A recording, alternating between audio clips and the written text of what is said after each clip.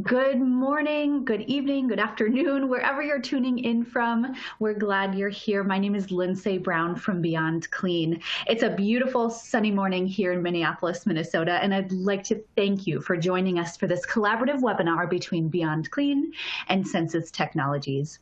If you haven't joined us for a Beyond Clean virtual event, I'd like to call your attention to a couple of features on your screen.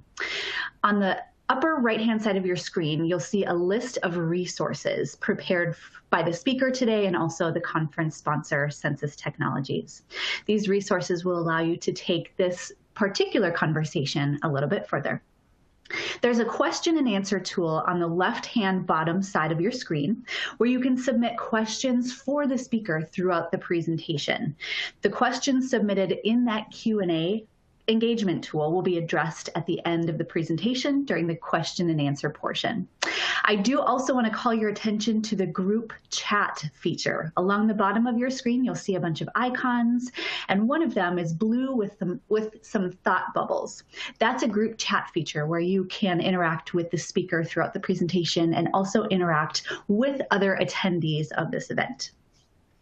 This has been an exceptional year. We could not have planned or predicted it. We could not have prepared for it.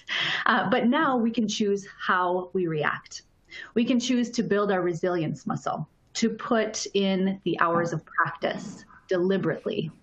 Because every time we choose to get up, to delve deeper, to practice harder, to fight for what we believe in, for what we stand for, we grow our resilience. And that is the theme of this month's Censis webinar series, is true resilience.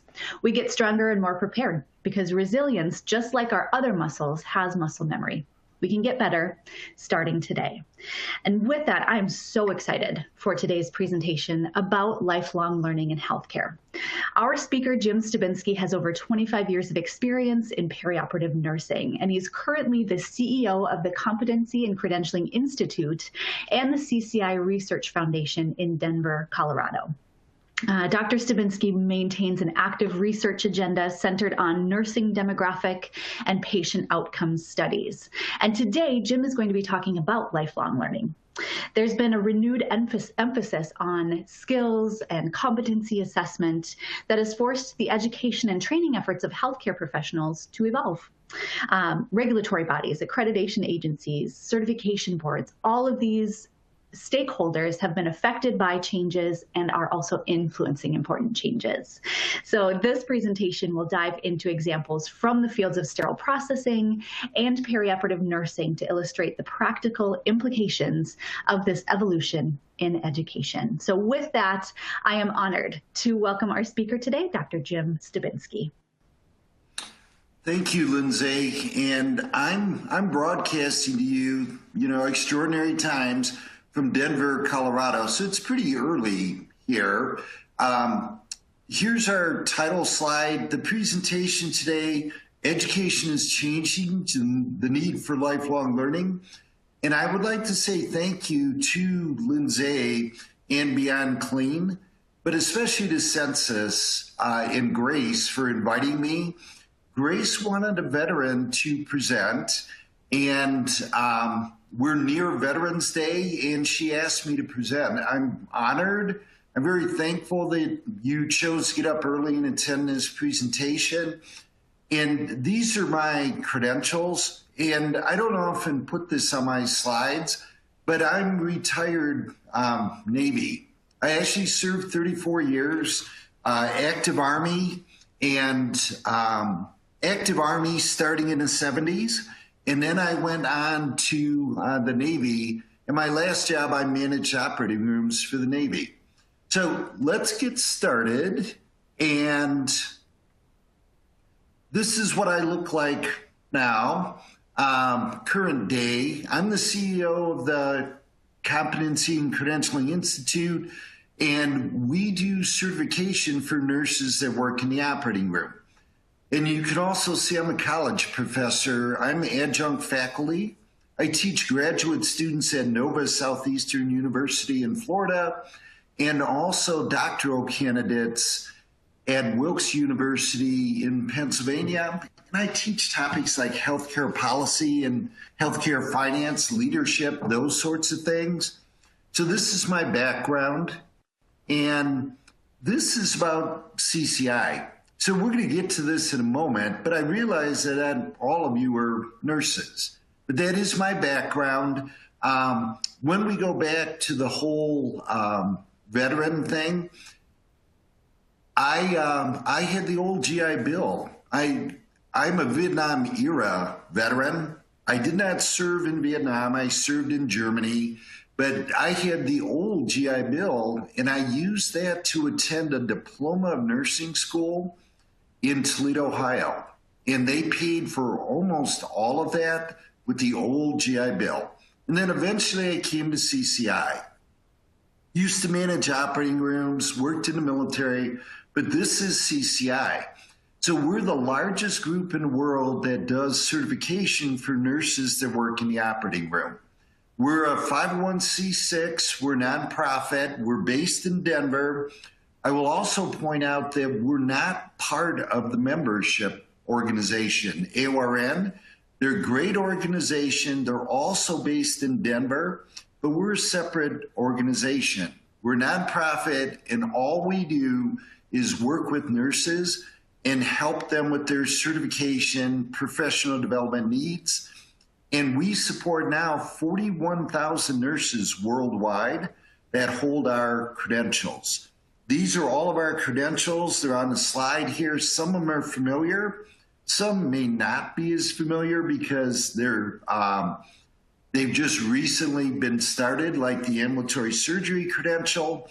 But at the very end of this presentation, we are going to return to the credential you see at the top, CPNF.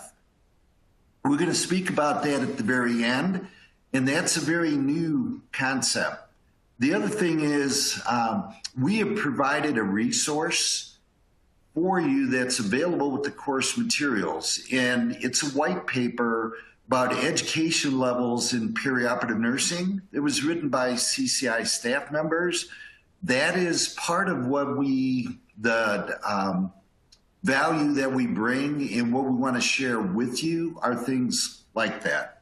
So we do certification. We have accreditation requirements at CCI. And anytime a CCI speaker gives a presentation, we have to show you these slides. And this is an accreditation requirement that we give you this statement. There's no special advantage to listening to Jim speak. And I can't tell you that you're going to score better on the exam or your research is going to go better if you listen to this presentation. That's the gist of it. But we do have to show you this slide each time we present. So let's get on to our objectives. I am not going to read these to you. I'm going to talk about how we do education in healthcare. I'm going to tell you a number of factors that affect how we do healthcare and education, how we bring people into the profession, how we keep them current. And I'm going to try to stay agnostic and not dwell just on nursing, because I've worked extensively with central processing in my career. I used to supervise central processing in some of the hospitals where I worked. So I'm going to try to cover a variety of disciplines, not just nursing. I'm going to talk to you how regulatory and licensing bodies figure into this equation, and education and training of healthcare workers. And then finally, because this is a big part of my background, how credentialing organizations fit in and what they can do here too. So let's go to our first poll question. Lindsay's in charge of the technology. You do need to scroll down on your slides so you can see the submit button. So that I know my audience, take a second and check the one that applies. And if you do check other, write in the box what other is. In theory, we could have surgeons, anesthesia providers here, but I'm going to assume we have a big mix. And central processing and nursing is probably a fair amount of that mix, but also supply chain management, et cetera. So Lindsay, I'm going to go on to the poll results then to the next slide. Excellent. All right. So a diverse audience, and even back when I did my training in diploma school, and this is quite a few years back, Lindsay actually gave me some credit. I've been doing this since the early to mid 80s. I've always enjoyed working in central processing. And so I've always had a good bond there, and I'm so glad to see that we have central processing and nursing at this event. So let's get into the materials.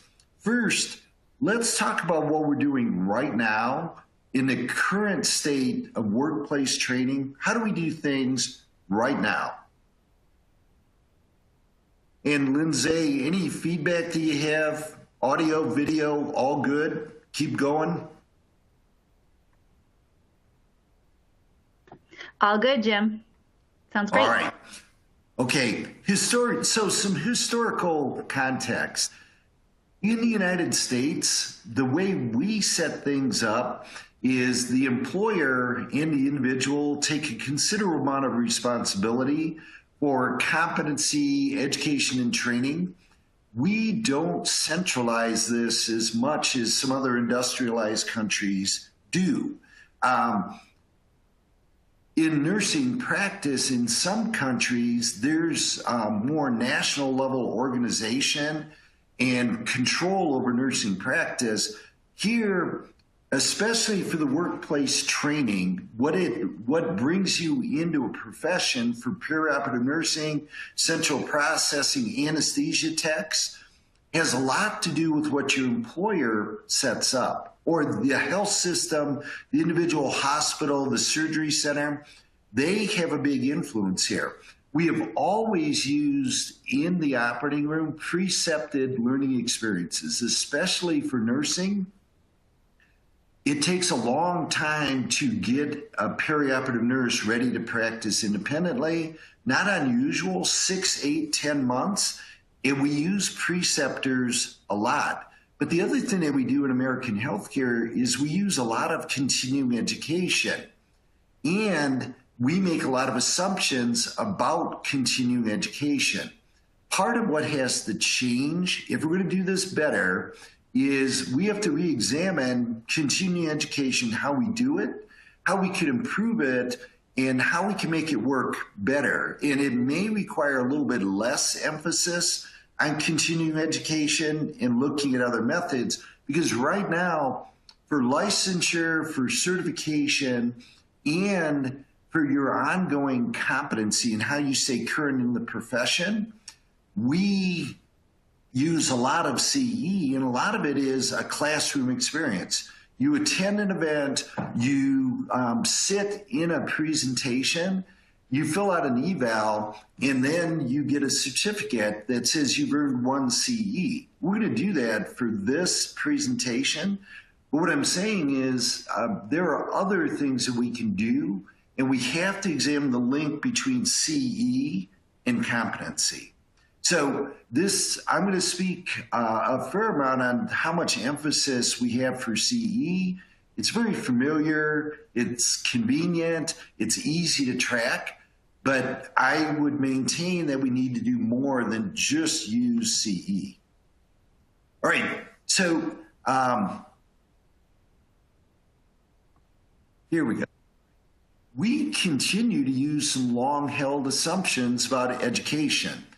Some of the methods we've been using, we have been doing for decades. And so we assume that the current methods, that we set up some sort of education training program, we bring people into our professions, we do a lot of the training right in the workplace, and that all of these are adequate and they work well. We also assume that what we're doing right now, occasional updates, going to trade shows, etc., that is a good way to get evidence-based practice, new evidence and new techniques into the workplace and make sure that people use them consistently and people stay up to date. We also make a gigantic assumption, and I'm going to speak to nursing here, that licensure and certification processes actually maintain competency. And I'm going to give you a definition of competency, which kind of feeds our whole perspective here. But we make an assumption in American healthcare that if you hold a current license, that you possess competency in nursing. You pass the NCLEX exam, and for me, that was 30-some years ago. And you are assumed to possess competency, and unless you fail badly and have some egregious error, we assume that you still possess competency, and we don't track everything that you do since you entered the profession. Nobody really has charge of that, and that's part of the issue on why we have to re-examine education. And that somehow the individual nurse, in what they do at the workplace and what the employer helps them to do, gives them resources, that will help you to maintain competency.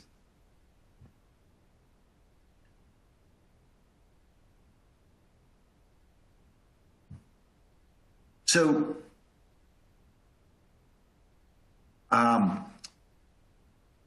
I'm gonna go ahead one here, Lindsay. We have one slide out of order, so I'm gonna work ahead here. Let's talk about the concept of competency.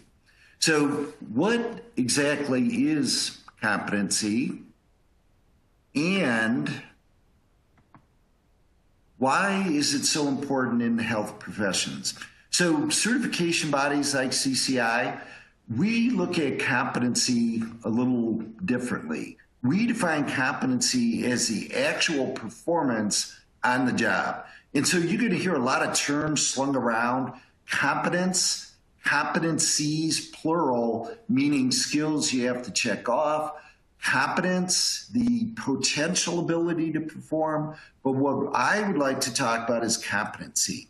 So competency is the actual performance on the job. It's more difficult to measure, and it's a complex concept. So for CCI and other credentialing agencies, and increasingly with the licensure boards, they're setting higher expectations for competency and making it part of accreditation processes and licensure requirements. So we consider competency, we look at it we call it the KSA Framework: knowledge, skills, and attitude or aptitude. Knowledge is the cognitive domain, what you know. Skills is the ability to do, the physical domain. And then aptitude is personal characteristics or traits. So let's talk a little bit more about each one, and I'll catch up to the slides here. So knowledge is your understanding of concepts, more theoretical classroom sort of stuff, and not always the practical hands-on sort of thing. And it's entirely possible to possess knowledge that you can pass the test, but you never actually applied the knowledge. So skills, on the other hand, have always been important in the operating room. Especially important with surgical technologists, with central processing professionals, that you can actually do the hands-on skills. You can operate the decon machinery, you can assemble instruments, those sorts of things, hands-on skills in training to get you there. It's a practical application of what you may have learned in the classroom, and is developed through repeated experience. So let's talk about some factors that affect healthcare education. So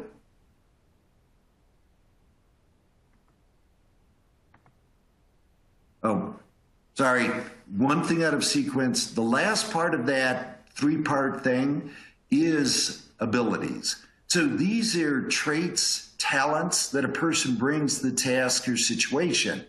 One of those is resilience. In the operating room, resilience is a key factor. the one thing when we talk about competency and learning, on the three parts of this, we're very good at dealing with knowledge and skill. But the one thing historically we've not addressed are things like soft skills, and resilience is one of those. And what we found out is we can assess these, we can help you to develop these. And I love Lindsay's analogy when she says resilience is like a muscle that you can develop. We know that. It's just that we've not been good about doing that in things like licensure and certification processes. So on this thing about knowledge, skills, and attitudes, all the components that go into competency, licensure bodies, et cetera, there's an increasing emphasis on these, but the difficulty is we haven't set up a system, the employer certification bodies, et cetera, we haven't set up a good system to help you to assess your competency and then develop these components. There's a gap here. And the other thing is consumer expectations are high as far as regarding our competency. Consumers pay an increasing amount of money for their health care. We're part of a litigious society, and consumers have high expectations for nurses for their competency. So the system is changing, and licensure and regulatory bodies, we have to adjust to that. So the issue for the employer who has a big stake here, we tend to focus on the minimum requirements. You know, is certain training done? Is it documented? Do we have it in our record? Because we have to meet accreditation requirements. So that's part of the problem. We put more emphasis on it, but we don't have a system set up well to make sure that you maintain your competency. And over the course of a career, can you continue to perform safely and consistently over the span of a career? So I already mentioned some factors that affect healthcare education. Let's talk about some other factors. I spoke to this earlier. Our regulatory licensure systems, they're not set up well to support lifelong learning. We made an assumption as long as you engage in CE and document a certain amount, that you're going to maintain competency. What is evolving here is that we have to change that view, and we may have to take a broader view. So things that affect our competency, your skill and your knowledge, there are two big threats, and these come to us from the credentialing, certification community, obsolescence and decay. So what we know, we have some knowledge about how we learn and acquire skill in the healthcare professions, and really how this happens in a lot of different professions. People have studied this. Where we lag in the United States is integrating best practices and how to maintain competency over the span of a career, and what is the most effective lifelong learning. And back to the resilience thing, that we don't incorporate some of the things like resilience or adaptability. We don't integrate those well into what we're doing now. We feel that licensure, regulatory bodies, certification agencies, they're all stakeholders and they can be part of the solution, but right now it's not well integrated. So obsolescence, that's when an individual lacks new knowledge or skills. And to be clear here, very few people ever become totally obsolete in the workplace. However, if you don't engage in lifelong learning and continuous professional development, you will become progressively more obsolete, and you're not operating at your full capacity. This is really a failure on the part of the knowledge worker, like central processing professionals and all the knowledge you have to do that job well. We don't stay current and put in the active work. So you have to actively work to do this well and to stave off obsolescence. There's also decay. And let's use the example of Jim. And 30 some years ago, I attended a great nursing school, Toledo Hospital School of Nursing. It was a diploma school. They taught me a lot of things on how to care for patients on a ward. I don't I don't touch patients anymore. I don't do surgery. I do administrative work. So that knowledge of how to do that, how to start IVs, give injections, all of that is decayed. If I wanted to do that again, it's not in the memory bank back here. I would have to relearn it. So that's an example of decay. What we learn only has so much staying power, and it begins to decay over time. The rate and the magnitude of change in the operating room, in doing surgery and working in central processing, being a surgical technologist, being a surgeon, for gosh sakes, that pace of change is not slowing down. I don't see that happening in my lifetime. So for us, we have to acknowledge the limitations of our knowledge, the fact that obsolescence and decay can happen, and devote the work to stay current. So we also have to account for how evidence changes. And so groups like the Institute of Medicine have spoken to this about healthcare professions, and they're one of the driving forces saying that we have to do more than just CE. And we have codes of ethics in some healthcare professions. I know in nursing, we have the ANA Code of Ethics, and in there, it is our ethical responsibility as a profession to stay current so we can deliver the best quality care. And then also, I use the term continuing professional development and lifelong learning interchangeably.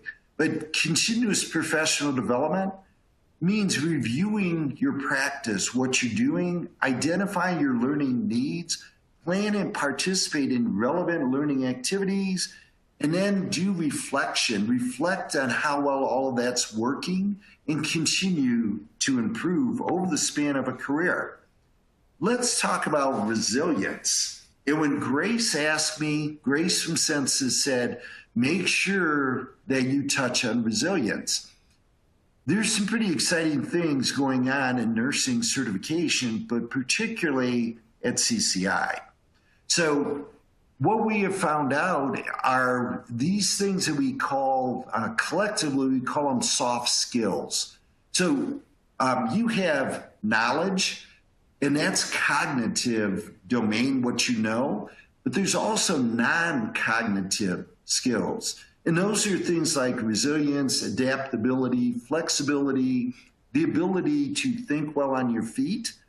These sorts of things can be measured, and we can figure out for a given profession, what are the things that you need? One of the things that we found out in perioperative nursing, in terms of soft skills, what do you need? Resilience. And now we can measure that. In January of 2021, CCI will have a new testing partner, and they're called PSI. If you have a web-enabled device, you can look them up. Just put in PSI and certification. PSI also does assessments for things, other skills, traits, personality traits. And so they can actually measure resilience, and they can give you tools to help you develop a higher degree or higher amount of resilience. So what PSI tells us on these assessments, most, if not all jobs, have some degree of pressure. Resilience is a key factor in determining how you react or adapt to pressure. While the sources, those challenges, and how they present to you may differ, and it may be different for central processing versus being a surgeon, but all of us get exposed to stressors. How you interpret and respond is vital to ensure that you can function. It's a component of competency. So we can measure this, we can help you to improve it. That's all part of what certification bodies could do. But let's acknowledge being part of surgery, whether you're processing the instruments, you're handing the instruments, you're storing the instruments, it's high stress and it's high stakes. So stress can take many forms, but resilience helps you to deal with stress in a positive way. For an employer, knowing the amount of resilience your employees have and helping them to develop a higher degree of that is a very helpful thing for the workplace and in the performance of your employees. So helping them to ensure that they have resilience and they can build it up is helpful, and it gets you better results. Talk about regulatory bodies and education and training of healthcare workers. This is my slide to remind me. I will speak only to nursing here. The United States is not the world leader in how we do education and training of nurses. I've been studying this for a long time. I did my doctoral work on this. I will tell you there are things we learn from other countries. 3 of the countries that do this particularly well: Great Britain, Australia, and Canada. In these countries, they will ask you to do more to keep your license than we ask nurses to do, certainly for licensure, but even for certification. Their requirements exceed mine, and I have some of the highest standards for recertification in earning our certifications. These licensure bodies ask you to do more in these countries than I ask of nurses to hold certification. So there are things we could learn here. We lag other countries regarding maintenance of competency and specifically assessing competency. What we do know is the maintenance of competency in developing things like resiliency and staving off obsolescence and decay requires active work. To stay up to date, maintaining competency, staying up to date is one contributing factor. There's an interaction between resiliency and maintaining your competency. And licensing boards, regulatory bodies could take a larger role, but this is a very complex thing. So let's talk a little bit more about that. You probably listened to this thus far and you're thinking, man, Jim is wearing me out here. This is a really tough scenario. What can we do? This seems really daunting. How do we go forward? So let's talk about credentialing bodies and what they can do, because this is where Jim comes in and where groups like ISHM, the Certification Board for Sterile Processing, this is what we could do. And we made some tentative steps about how we can help on your professional development. So we need to acknowledge, and CCI believes this, that knowledge and skills are essential components of competency, and things like personality traits also contribute to your competency. We believe that the twin threats of obsolescence and decay, we think where they're real and we need to address them. And we think the process of staying current with knowledge and skills could and should be easier for healthcare professionals. And we're trying to do our part for nurses, but we think that certification bodies are part of the solution. We also, CCI is established, we have good resources, we're more nimble, and we're willing to act, and we're willing to take some risk, and we're also willing to partner with groups like Censis and Beyond Clean to address these issues. But this is all a balancing act. For CCI and other certification bodies, we have to balance ease of use, access for our certificates, cost, and the value to the profession. I could devise a great program that I think really addresses competency. It's rigorous. The certification and accreditation bodies would love it.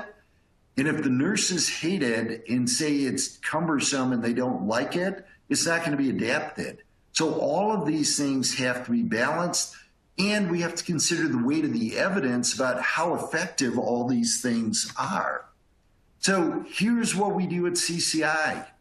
If you are certified with us, this is 41,000 nurses around the world, you have your own learning portal. And other groups do this. ISHM has some great education, and so does Beyond Clean. So groups that are involved here, but all are starting to do this sort of thing. For CCI, 24/7, 365, the middle of the night, you could be sitting on a couch in your pajamas, and if you want to develop your competency and do online learning, you can. You sign in to your learning management system, your LMS, and we have a wide diversity of activities in there, and you can do those at any time that you want. You just have to stay certified with us, pay your fees, renew your certification, access this learning management system. You could do everything that you need to stay certified completely within this system. And the best part, there's no charge. If you're certified with us, you don't have to buy booklets. You don't have to go off to a course. You could just stay at home in these extraordinary times and do it from your couch. So we also think that we need to study how we learn and acquire skill. We can do much more. We also need to study all these assumptions that we have, that our current methods of bringing people into the professions, that all of this works. So we're doing that. I'm the CEO of the CCI Research Foundation. Last year, we put out grants for $88,000 to study things like this. How do people learn in the operating room? How do they develop competency? This year, we just finished our funding decisions. We granted $200,000 to study things like, why do people decide to get certified? If it's completely voluntary, and for nursing, it's mostly voluntary, why do people decide to get certified? Or why do they choose not to certify? We're studying things like that and challenging our assumptions that certification works well, it helps with your competency, you get better outcomes, you have lower infection rates. These are things we study, and we do fund multidisciplinary teams. We would love to see proposals from teams that involve central processing and studying things like, how do we do this more efficiently? How do we improve communication with the operating room? We would love to see multidisciplinary teams that include other professions and nursing, and we're just getting started. My prediction for next year, we will fund $200,000 again next year. But there's other issues regarding resiliency, and I'd like to touch on those briefly. We think we can do a lot better job of recruiting, selecting, and training in the healthcare professions, but a special passion for Jim is, how do we do this in perioperative nursing? We think we can do it better. So for a lot of the healthcare professions, there is not a standardized path. The employer sets up a lot of the requirements for education and training.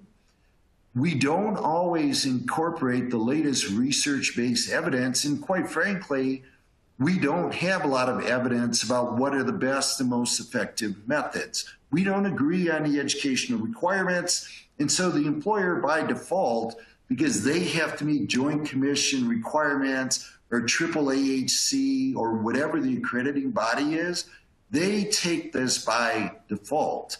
So for perioperative nursing, even though our orientation is the longest in all of nursing, and that we were the first recognized specialty in all of nursing, there are very few nurse schools that you can go to become a perioperative nurse. A handful in the entire country, and we don't have a standardized core curriculum.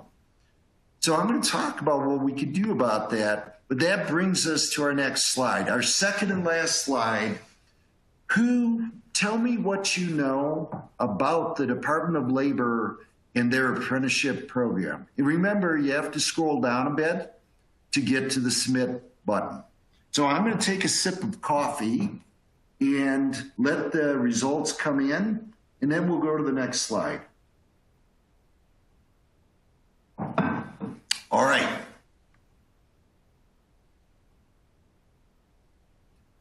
Well, good. Okay, so let's talk about apprenticeships and how they can work in healthcare.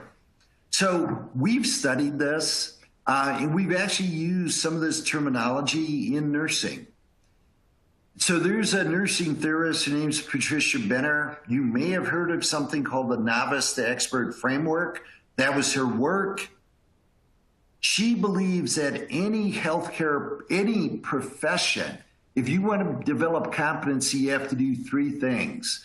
You have to master the intellectual training, the knowledge base. You have to complete a skills-based apprenticeship or training. For nursing, how do you insert an IV? Those sorts of things. And then finally, you have to integrate and socialize and learn the social mores of your profession and how it works. If you'll notice, there's a lot of overlap between that and competency in the KSA framework. So, one radical idea, why don't we embrace the apprenticeship model and elevate the way we bring people into our professions and how we help them in lifelong learning. And we made some tentative starts here for things like residency programs and transition to practice, but I think we can do much more. And we have some of the pieces to the puzzle. Some of us are doing parts here, certification organizations, licensing bodies, and there are apprenticeships, but right now they're not widely used in healthcare. But it's going to take a change in personal perspective, and the employers who have a big stake are going to have to engage. So we've attempted to address the issue. This is a picture of Patricia Benner. She studied a lot on how nurses acquire skill, and she wrote a book called Educating Nurses, A Call for Radical Transformation, and used a lot of this terminology. And what she said is, back to these three things, she used the term apprenticeship, but sadly, what she put forth in that book didn't gain a lot of traction because nurses don't like the term apprenticeship, because nurses think of this as something that's done by electricians or carpenters, not knowledge workers like nurses. So what is an apprenticeship? The Department of Labor has a program. Put your politics aside, but this is a very recent initiative by the Trump administration to develop apprenticeship models for more professions, not just the building trades, but other professions, and it could be used in healthcare. So what are the components? You hire someone into your facility and pay them while they learn. You do on-the-job learning. You do combine that with classroom and laboratory experience, and you use preceptors and mentors as part of the experience. And this all becomes standardized. I will tell you right now, this is what we do in nursing central processing right now. This is what we do, except for one part, the fifth part, the actual credential. So we need to have a standardized credential. That's the component that's missing. So in nursing, we do this. We hire people into the operating room. Many places train, the employer trains the nurse. We provide the education, whatever form that takes. And the one thing we don't do, we don't have a credential at the end that's standardized that everyone recognizes. So these are examples of where apprenticeships work right now. So let's use the example. My father was a skilled tradesman. It was called millwright welder. When he finished his training, which was done by his employer, it was almost exclusively on the job, he received a journeyman's card as a millwright.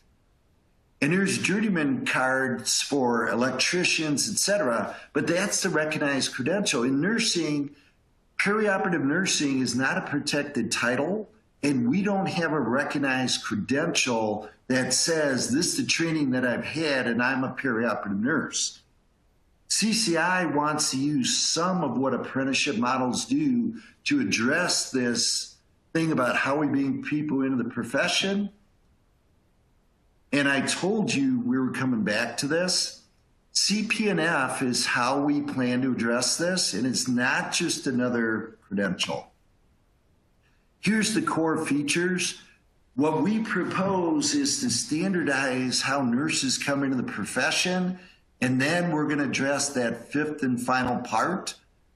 We're going to provide a credential, a standardized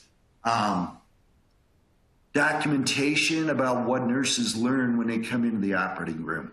We think certification bodies can do this, help to establish the knowledge that people need to do this, to include things like resilience and soft skills, help to measure it, and then document this and establish this for healthcare professions. And how we document it is going to change. You can look up Credly on your web-enabled device. They're a partner with CCI and PSI, our testing body. What we propose is once we do all of this, there will be an electronic file behind that credential. It's controlled by CCI, but all of what you learned, the summary of all of that you took a soft skills assessment, you did a competency assessment, all the components for CPNF, you passed the knowledge-based test, that we addressed all the parts of knowledge, skills, and attitude. All of those will be documented, and if you choose to share that with a digital badge, which is what Credly does, you can share that. On your LinkedIn profile on Facebook, you can share it. And credentialing bodies can do this. And you can document your ongoing learning over the course of your career, the additional credentials that you earned. All of that can be documented and kept on a digital badge. And that's what we propose for documenting ongoing learning. So, if you have a web-enabled device, you can do a search right now. You're probably wondering, why did this guy just put this picture up here? You can Google BB, that's Bravo, Bravo 36. There's a connection here. We're near Veterans Day. I'm a Navy veteran. There used to be a saying, and if anybody figures this out, what BB 36 stands for, there's a connection to this picture. Type it in the chat box. And Lindsay, let me know if anybody does come up with this. There used to be a saying for the more mature members of the workforce, when you were faced with a particularly difficult task, you would say that's like trying to turn a battleship. This is a picture of a battleship, one in particular. I used to live in a state where this battleship is still afloat. It's the only battleship that served in World War I and World War II, and it's maintained. It's in the state of Texas. So right now it's in dry dock. This is the USS Texas. So when I say changing how we learn and all these education processes, that it's like trying to turn a battleship, yes, it's going to be hard, but we think it's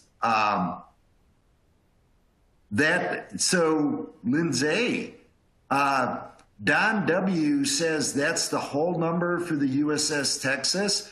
That's correct. That's the numbering system for battleships.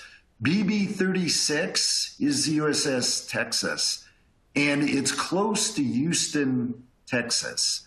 It's a big source of pride for the state of Texas that a battleship built in, I think, 1911, they still maintain it. So Well done, Don. Thank you. I'm just about done here, and I've got to enlarge this slide on my side. This is a big challenge for the healthcare professions. I will tell you that I also love theater, and I particularly love Shakespeare. I love this quote. This one I'm going to read for you, but I think it's applicable when we have to think about making these big changes. There's a tide in the affairs of men, which, taken at the flood, leads on to fortune. Amid all the voyages of their life is bound in shallows and in miseries. On such a full sea are we now afloat. We must take the current when it serves or lose our ventures. That's from Julius Caesar. We think for the healthcare professions, we need to re-examine how we do education and training, how we address lifelong learning, and how we also think about things like resiliency, because that's part of your competency. It all is tied together. We think there's a big opportunity. There's a big challenge here too.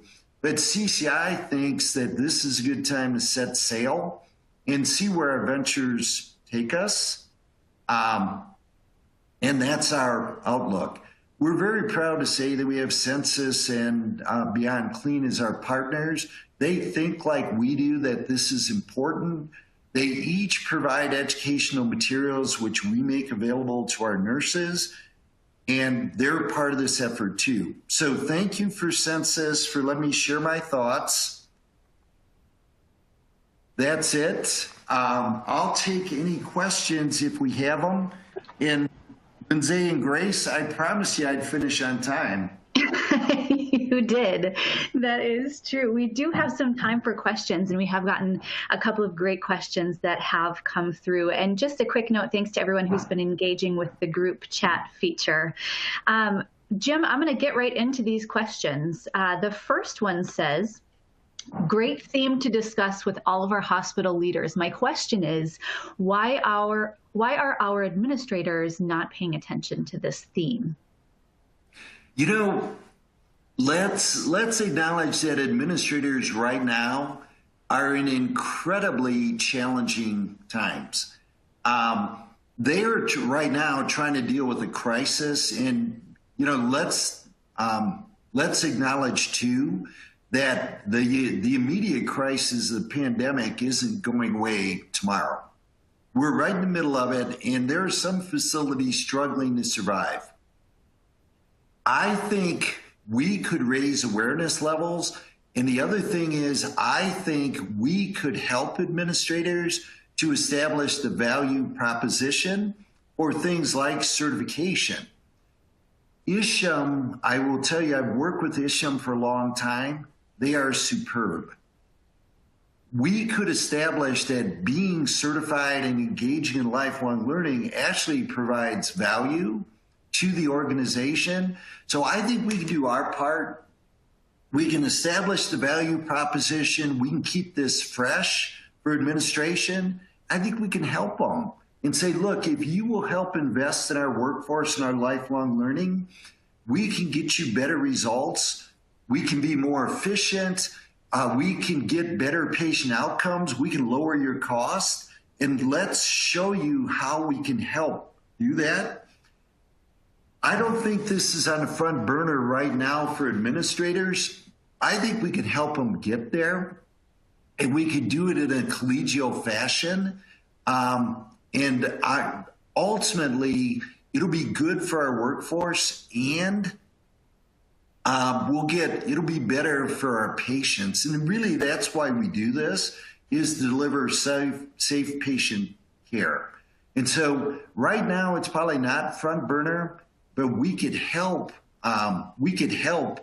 bring it to the fore, and we can do our part to help administrators. But I would admit right now, because I've been an administrator at a hospital, this is not front and center for all administrators. Next question. Okay. Next question is, looking at your site, it looks like it's more geared toward nurses that hold current licensure. How does the certifying body help CPD professionals further their credentials? I knew you'd like this one. Lindsay, so a perfect lead-in. You're correct. For 40-some years, CCI has been focused on nurses. We are changing.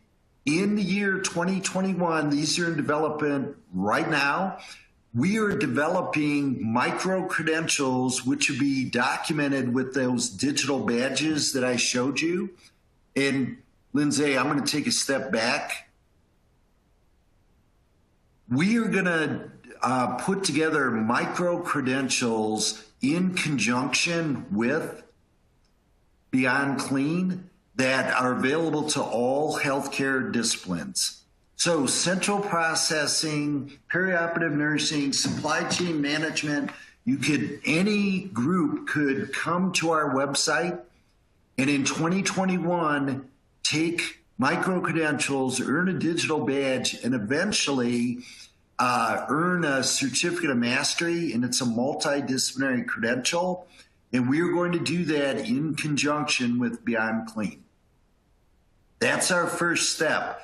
In the year 2022, we will begin developing a credential that can be earned not only by nurses, but also by central processing supply chain management professionals. It will be a multidisciplinary credential in surgical services leadership, and that too will be open to central processing professionals, and it won't be an RN only credential. We realize the value of interprofessional education. The Institute of Medicine tells us it's important. So we're engaging with groups like Censis and Beyond Clean to do that. And in 2021, you're going to start to see that. When you go on our website in 2021, you will see things that are not just nursing, but also multidisciplinary. So we're making our first tentative steps. And Lindsay, I don't think that question was a plant or anything, but it sure was a perfect lead-in to talk about our partnership. It certainly was. Yes, it was not a plant. So thank you. It was a perfect segue. You're right. Jim, this next question I think is I'm really interested to hear the answer of this one too. What makes countries like Australia the best in continuous professional development? Let me cite a quick example. In Australia, Canada, England, they follow a similar system because they're all the former United Kingdom countries. There's a lot of commonalities. For a nurse, just like the United States, you have to pass a knowledge-based exam to become a nurse and become part of the registry or become licensed.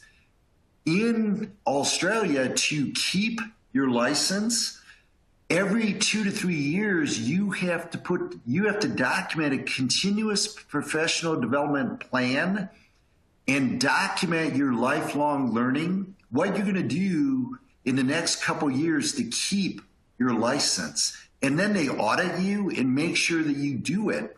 In Canada, they actually, for a very small percentage of their nurses, they go to your workplace and check your ID and your plan and look at your documentation to keep your license. To become a perioperative nurse in the highest level of the profession in Australia, you have to complete post-licensure education, which is equivalent to an associate degree in the United States in the field of perioperative nursing. Those are two examples. We don't have anything the equivalent of that in the United States. In these countries, they ask them to do more to keep their license than I require nurses to do to be certified. And those are just two examples. They place much more emphasis post-licensure. In the United States, we put a lot more emphasis on pre-licensure education and accrediting those programs, but much, much less after you earn your license. I hope that answers the question. Wonderful. Many people have commented and written in, thank you for your service. There is one individual who says, you were my division officer in Naples. So Oh, welcome, Amy, and thank you both for your service. One final question, Jim, as we wrap up, someone is asking, how do I best prepare for an examination administered by CCI? Can you give your best tip for anyone preparing for credentials through CCI? yes. So I'm going to tell you that you now have my email. We're changing offices, but number one, you can send me an email and I'm going to send you resources. But here's my best tip. Before you spend 1 penny of your hard-earned wages, go to our website and look at all the free resources that are on that site. We have a study plan. We have free webinars. Go there first. Spend your money wisely, but first use all of the free resources first. Don't rush out, and do not, when people advertise on a website and say, we have the secret to passing CNOR, don't believe it. Let the buyer beware, make informed decisions, and go to the website first, and then call a credentialing specialist at CCI and ask them any question you want. We have people that are trained to help you earn a credential. And if they can't answer your questions, they'll get you to a nurse. Use all of our resources, the free stuff first, think it all through, and then put together a good study plan and give yourself 3 months to study. Wonderful. Jim, thank you so much for this presentation. Everyone who's tuned in, if you're still looking for additional CE credits to finish up your learning this year, certainly tune in to the remainder of the Censis True Grit webinars, and you can now earn free CE credits through the True Grit app, the Censis True Grit app, which there's a link to in the resources tool on the upper right-hand side of your page. Last month, Censis shared 2 articles and a video related to the theme of leadership. These programs are worth 1 hour and 15 minutes of ISHM or CBSPD continuing education credit. You can, again, like I mentioned, download the Censis True Grit app directly from your screen. In about an hour, you will receive an email that will have a link to this session on demand, along with a link to access the session survey to download your CE certificate. Shortcut for you, if you click on the little icon that says CE along the bottom of your screen, you can also access that same thing. You can watch this session again, you can reference it, you can share it with your colleagues, and in whatever way you engage with this content in the future, we hope that you take the idea and the concept of lifelong learning and also that of resilience to heart. On behalf of Beyond Clean and in partnership with Censis Technologies and CCI, we thank you for joining us today. And as always, we encourage you to keep fighting dirty. Have a beautiful day, everyone.